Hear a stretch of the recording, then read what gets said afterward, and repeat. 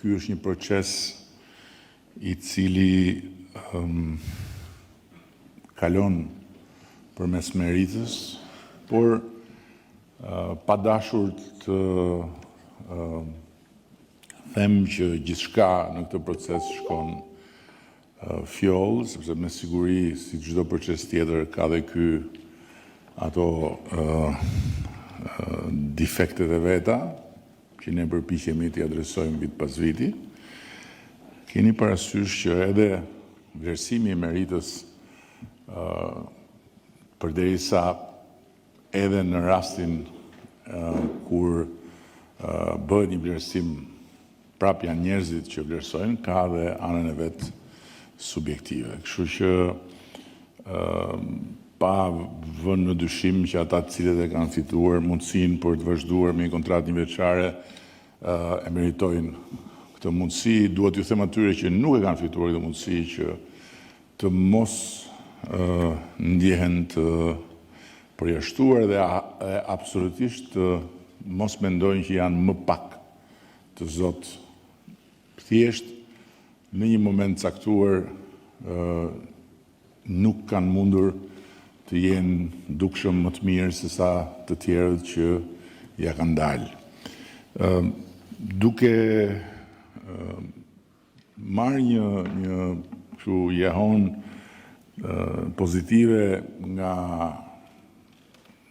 ata që merren me organizimin e këtij programi për përshtypjet tuaja dhe njëkohësisht duke pasur një përshtypje pozitive nga ana e ministrave dhe e drejtuesve të institucioneve për qasjen, për seriozitetin, për dëshirën tuaj për të mësuar, unë jam bërë realisht një besimtar i fortë i këtij programi. Dhe keni parasysh që ky program ka punësuar në mënyrë përfundimtare në administratën e shtetit rreth 1600 persona. Po të kesh parasysh që administrata publike në vetvete është një trup jo shumë e madhe, këto numra nuk janë pak. Por ajo që i bën këto numra më të rëndësishëm akoma është se janë 1600 burime njerëzore cilësore që kanë potencialin të zhvillohen vijimësisht dhe që kanë kapacitetin potencial që të jenë nesër drejtuesit e sektorëve, drejtuesit e departamenteve të drejtorive dhe kështu me radhë. Dhe kjo praktik ka qenë një urë e ngritur si fillim me universitetin për t'ju dhënë mundësi më të mirëve që të kenë një sallë pritje ku aktivisht të vetofrohen si punonjës të rinj të shtetit. Dhe nga ana tjetër, besoj që tani kemi kapërcyer edhe një ngërç përmes këtij programi, atë ngërçin e eksperiencës që faktikisht i ka penguar në të shkuarën shumë vajza dhe djem që të fitojnë konkurset e shërbimit civil për shkak të mungesës eksperiencës. Dhe ishte pak si pula vezën, veza pulën, sepse që të hyje në administratën publike duhet kishe eksperiencë, por po të mos hyje në administratën publike s'kishe ku e krijoje eksperiencën. Dhe në një farë mënyre, programi e ka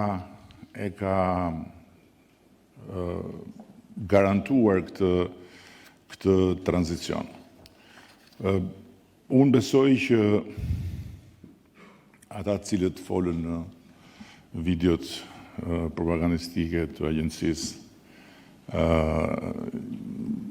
ishin të sinqert edhe besoj që edhe prania juaj këtu jo e vogël në numër tregon që ju jeni të kënaqur me programin. Dhe kjo është diçka shumë e mirë. Por nga ana tjetër, besoj që agjencia duhet bëj një anketim të gjithëve ju tani që ka mbaruar programi, për t'ju marrë në mënyrë të fshehtë, pra në mënyrë anonime, për t'ju marrë përshtypjet tuaja për programin. Do çfarë ju ka pëlqyer, çfarë s'ju ka pëlqyer, çfarë mendoni që duhet bëhet më mirë etj, sepse kjo do të na ndihmonte ta përmirësonim më tutje programin. Dhe në fund dua t'ju flas për një projekt të madh që ka qeveria së bashku me Komisionin Evropian, që është projekti i garancisë rinore. Është një projekt i cili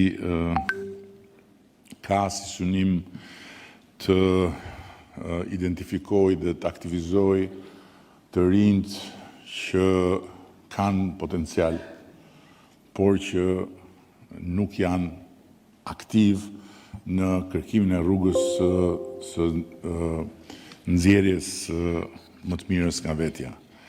Ka si qëllim të ofrojë mbështetje ekonomike, të ofrojë trajnime dhe të ofrojë aftësim profesional për të rinjt. Ka si qëllim të sigurojë mundësi konkrete punësimi, të sigurojë vazhdimin e arsimit, formimit profesional dhe të praktikave, dhe patjetër të fuqizoj pjesëmarrjen e të rinjve në jetën sociale dhe ekonomike të komunitetit. Do t'ju sugjeroja me shumë dashamirësi që të njiheni me këtë projekt. Është një projekt edhe financiarisht i qëndësishëm, është rreth 65 milion euro, mos gabon, dhe të shikoni se si mund të angazhoheni me këtë projekt. Dhe përsëris, në ndërkohë që keni kontratat një vjeçare për të nënshkruar që të vazhdoni procesin, bëni gjithçka mundeni që të aftësoheni edhe për te asaj që ju jep ai orari i punës. Sepse gjithmonë më shumë burimet njerëzore, cilësore do t'jenë një domosdoshmëri për të gjithë dhe gjithmonë më pak influencat e tjera do të mund të ndikojnë në pikën që të mos ju japin burimeve cilësore mundësinë që të jenë kontribute në shoqëri. Dhe të tjerëve, ju them që vazhdoni, bëni përpjekjet tuaja, ka rrugë të tjera, ka konkurse të tjera, këtu është edhe drejtoria e përgjithshme e administratës publike. Ne po bëjmë edhe një tjetër riformatim të legislacionit për administratën publike për të krijuar më shumë fleksibilitet, për të krijuar më shumë mundësi, dhe me bindjen që kjo është rruga dhe me provën që rezultatet e këtij programi të praktikave të punës brenda ministrive, brenda institucioneve kanë qenë shumë inkurajuese. Ne do vazhdojmë të shtyjmë përpara agjendën e thithjes burimeve më të mira që dalin nga universiteti, të burimeve më të mira që janë aktive në shoqëri dhe që i përkasin grupit tuaj shoqëror të rejave dhe të rinjve.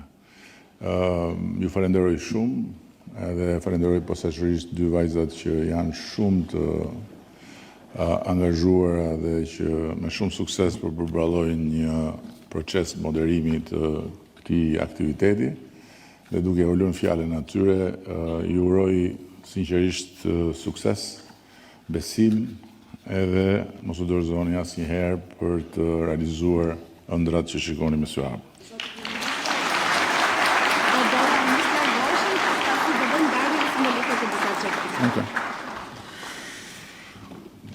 Për Certifikatën e parë do i jepet Subian Dalanit nga vetë kryeministri.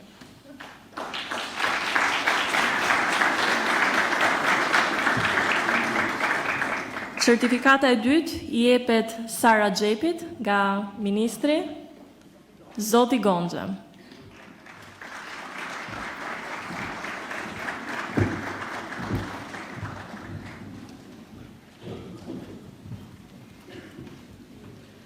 Certifikata e tretë, por jo më pak e rëndësishmja, i jepet Ensi Tolit nga drejtoresha Sara Bodo.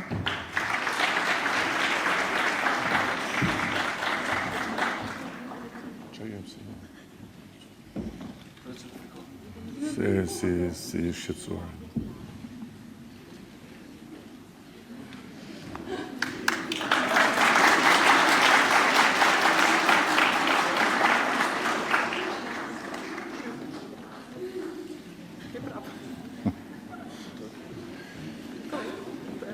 Merë frymë. Ftojmë dhe drejtoreshën e administratës publike për të shpërndarë certifikatat e trajnimit.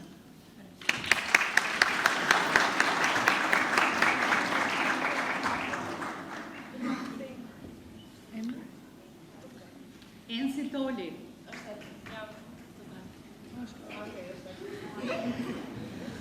Janë për të 3 pjesëmarrësit.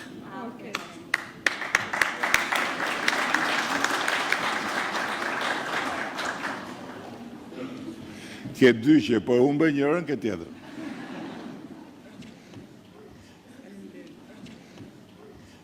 Mbarua. Ju falenderojmë për praninë dhe vëmendjen tuaj. Faleminderit.